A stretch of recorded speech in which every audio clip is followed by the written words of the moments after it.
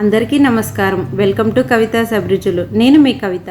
ఈ వీడియోలో జలుబు, దగ్గు, ఆయాసానికి ఆయిల్ తయారు చేసుకునే విధానం గురించి చూద్దాం. ఇవి ఇంట్లో ఉన్న ఇంగ్రీడియంట్స్ తోటే తయారు చేసుకోవచ్చు. మనకు సీజన్ మారినప్పుడల్లా పిల్లలకు, పెద్దలకు ఎక్కువగా ఆయాసము, జలుబు వస్తుంటాయి. మనం మార్కెట్లో అనేక రకాల బామ్స్ దొరుకుతూ ఉంటాయి. అవి తీసుకొచ్చి పిల్లలకి మనం ఎక్కువగా రుద్దుకుంటాం. అవి రుద్దుకోవడం వల్ల మనకి కళ్ళల్లో మంట, ఎరుపుదనం వస్తూ ఉంటాయి. మనం ఇలా ఆయిల్ని తయారు చేసి బాటిల్లో స్టోర్ చేసుకొని ఎప్పుడు కావాలంటే అప్పుడు జలుబు చేసినప్పుడు మనం ఆయిల్ని మసాజ్ మార్నింగ్ ఒకసారి, ఈవినింగ్ ఒకసారి చేసుకుంటే చాలా రిలాక్స్గా ఉంటుంది. ఆయిల్ తయారు చేసుకోవడానికి ముందుగా మనం ముద్ద కర్పూరంని తీసుకోవాలి. బిల్లలుగా ఉన్న కర్పూరంని వాడకూడదు. మనకి ఇది మార్కెట్లో ఎక్కడైనా దొరుకుతుంది. ఇలా ముద్ద కర్పూరంని తీసుకొని మనం మొత్తం మెత్తగా పౌడర్ చేసుకోవాలి.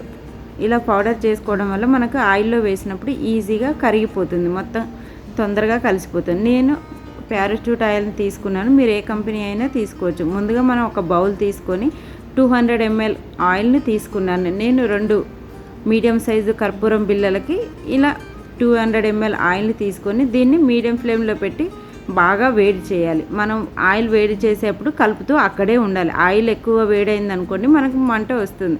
చూడండి, మనకు ఆయిల్ వేడైపోయింది. ఇప్పుడు మనం స్టవ్ ఆఫ్ చేసుకొని ఆయిల్ని పక్కకు తీసుకొని మనం దంచుకున్న కర్పూరంని అందులో వేసి కలపాలి. మనం ఆయిల్లో వేయగానే కర్పూరం మొత్తం కరిగిపోతుందండి.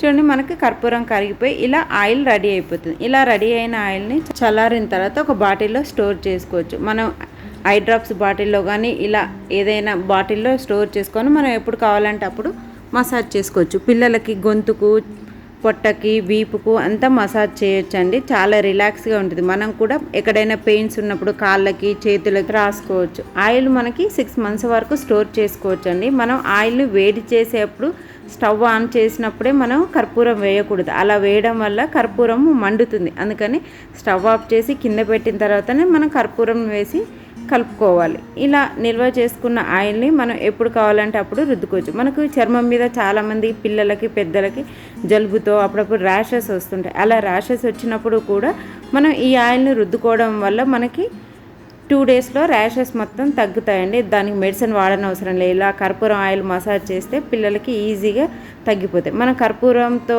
ఆయిల్ వేడి చేసినా కూడా కొబ్బరి నూనె వేయడం వల్ల మనకి జిడ్డుగా ఉండదు, చర్మం చాలా తేలిగ్గా ఉంటుంది. మైగ్రేన్ ఉన్న వాళ్ళు కూడా ఈ ఆయిల్ని పట్టించుకోవచ్చు. దానివల్ల వాళ్ళకు కూడా చాలా రిలాక్స్గా ఉంటుంది. మీరు కూడా మీ ఇంట్లో తయారు చేసుకొని ఎలా వచ్చిందో కామెంట్ బాక్స్లో కామెంట్ పెట్టండి.